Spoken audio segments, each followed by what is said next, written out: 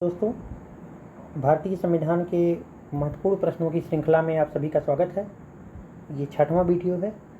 जैसा कि आपको पता है कि 25-25 महत्वपूर्ण वीडियो की श्रृंखला एक वीडियो में है और ये उस वीडियो की श्रृंखला की 6वीं कड़ी है। और इन चुने हुए प्रश्नों के साथ हम चर्चा शुरू करते हैं। तो प्रश्न है, संविधान सभा का विधिक सलाहकार कौन था? 4 ऑप्शन में से आप देखिए और इसका उत्तर होगा बी.एन. राव। बी.एन. राव संविधान सभा के विधिक सलाहकार थे। एक प्रश्न और ये भी पूछा जाता है कि कौन ऐसा था जो संविधान सभा का सदस्य नहीं था? तो बी.एन. राव संविधान सभा के विधिक सलाहकार तो थे लेकिन संविधान सभा के सदस्य नहीं थे। तो ये प्रश्न इसको याद कर लीजिए। अगला प्रश्न, भारत की संविधान निर्मात्री सभा का कानूनी सलाहकार कौन था? वही प्रश्न है, बी.एन. राव होगा। अगला, भारतीय संविधान के वास्तुकार किसे माना जाता है? 4 ऑप्शन में से देखिए। भारतीय संविधान के वास्तुकार डॉक्टर भीमराव अंबेडकर को माना जाता है। ये प्रारूप समिति के अध्यक्ष थे। प्रारूप समिति के अध्यक्ष थे। प्रारूप समिति में कितने सदस्य थे? 7 सदस्य थे। अगला प्रश्न देखते हैं, भारतीय संविधान की प्रारूप समिति के कितने सदस्य थे? 7 सदस्य थे। Doctor B R. अम्बेडकर संविधान सभा में निम्न में से किसके अध्यक्ष थे? प्रारूप समिति के अध्यक्ष थे। अगला प्रश्न देखते हैं, संविधान की प्रारूप समिति का अध्यक्ष कौन था? बी.आर. अम्बेडकर। सरल प्रश्न है लेकिन महत्वपूर्ण प्रश्न है। अगला प्रश्न देखते हैं, संविधान सभा की प्रारूप समिति का अध्यक्ष कौन था? Doctor B R. अम्बेडकर। वही प्रश्न बार बार रिपीट कर इसलिए हो रहा है क्योंकि ये महत्वपूर्ण है और बार विभिन्न परीक्षाओं में आया हुआ है। अगला प्रश्न देखते हैं, संविधान सभा की सलाहकार समिति का अध्यक्ष कौन था? इसमें वल्लभ भाई पटेल है ऑप्शन में, बी.एन. राव इसमें है नहीं। उल्लेखनीय कि संविधान सभा के विधिक या संवैधानिक सलाहकार बी.एन. राव थे। संविधान सभा की सलाहकार समिति के अध्यक्ष सरदार वल्लभ भाई पटेल थे और संविधान सभा की सलाहकार समिति थी उसके अध्यक्ष वल्लभ भाई पटेल थे और जो संविधान सभा के विधिक सलाहकार थे वो बी.एन. राव थे। अगला प्रश्न देखते हैं, संविधान सभा के अपने समापन भाषण में डॉक्टर बी.आर. अम्बेडकर ने निम्न में से किसे अपने त्रिमूर्ति में नहीं चुना? तो संविधान सभा का जो समापन भाषण था उसमें उन्होंने भ्रातृत्व की बात की, स्वतंत्रता की बात की, समानता की, लेकिन लचीलापन की बात उन्होंने नहीं किया था। आंसर बी होगा। अगला प्रश्न देखते हैं,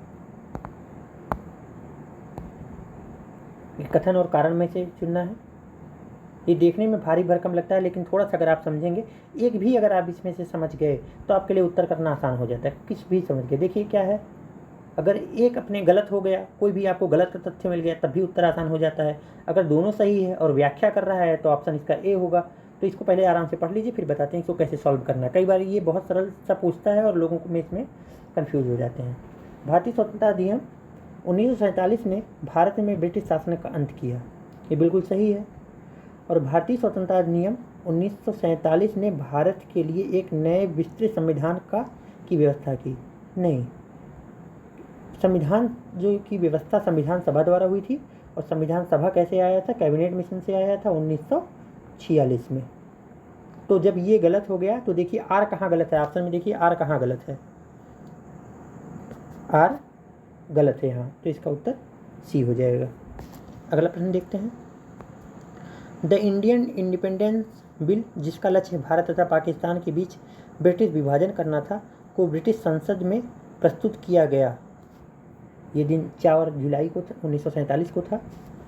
ये भारत और पाकिस्तान के विभाजन का बिल था, द इंडियन इंडिपेंडेंस बिल, 4 जुलाई 1947 को। अगला प्रश्न, इनमें से कौन भारत का वायसराय था जब 1947 में भारत और पाकिस्तान के बीच विभाजन हुआ? लॉर्ड माउंटबेटन थे भारत और पाकिस्तान के विभाजन के समय। अगला प्रश्न है, निम्न में से किस कांग्रेस सदस्य ने माउंटबेटन योजना को अस्वीकार कर दिया? माउंटबेटन योजना ये भी विभाजन पर ही आधारित थी।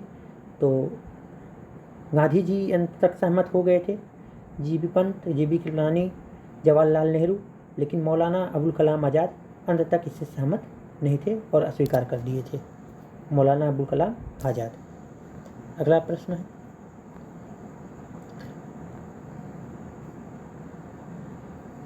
मौलाना का अबुल कलाम आज़ाद उदारवादी विचारधारा के थे और भारतीय एकता में विश्वास रखते थे।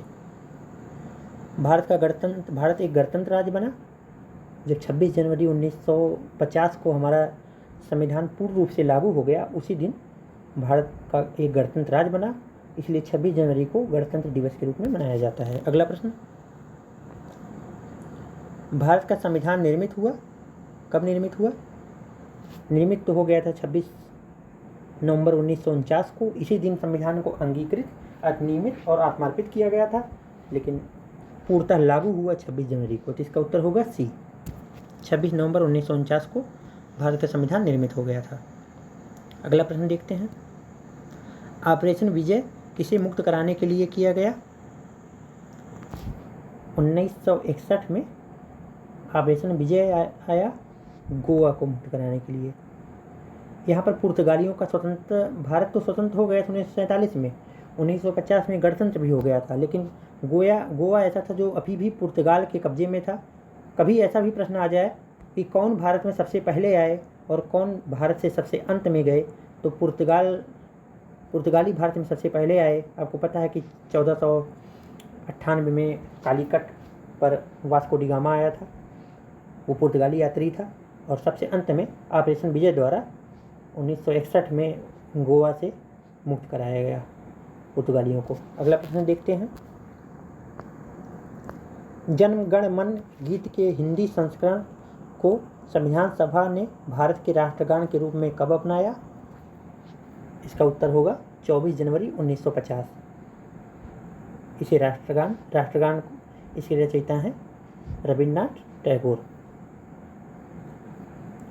टैगोर है। 24 जनवरी को एक ऐसा दिन था जिस दिन संविधान पर अंतरिम हस्ताक्षर लोगों ने किया था, संविधान सभा के सदस्यों ने, और इसी दिन गणतंत्र दिवस को अपनाया गया था 24 जनवरी 1950 को। अगला प्रश्न है, डॉक्टर लोहिया जाने जाते हैं? डॉक्टर लोहिया समाजवादी अवधारणा के लिए जाने जाते हैं। अगला प्रश्न है, यह किसने कहा कि पूर्णतया वचनबद्ध नौकरशाही ही वह सामाजिक परिवर्तन ला सकती है जो पंचवर्षीय योजनाओं और प्रगतिशील विधान में निहित है? पूर्णतया वचनबद्ध नौकरशाही ही वह सामाजिक परिवर्तन ला सकती है जो पंचवर्षीय योजनाओं और प्रगतिशील विधान में निहित है। इसको इंदिरा गांधी ने कहा था। आज की श्रृंखला में हम लोग हर वीडियो में 25 प्रश्न करते आए हैं। इसमें हम लोग इसमें लगभग 20 प्रश्न नहीं करेंगे। कारण यह है कि इसके बाद एक नया अध्याय शुरू हो रहा है, महत्वपूर्ण अध्याय है अनुच्छेद। संविधान में तो 450 से भी ज़्यादा अनुच्छेद है, लेकिन हम चुने हुए अनुच्छेद की चर्चा करेंगे जहाँ से प्रश्न बार बार पूछे जाते हैं। तो अगले वीडियो में मिलते हैं एक नए अध्याय के साथ, महत्वपूर्ण प्रश्नों के साथ। तब तक आप अपनी तैयारी जारी रखिए। बहुत शुभकामनाएं आपको। धन्यवाद।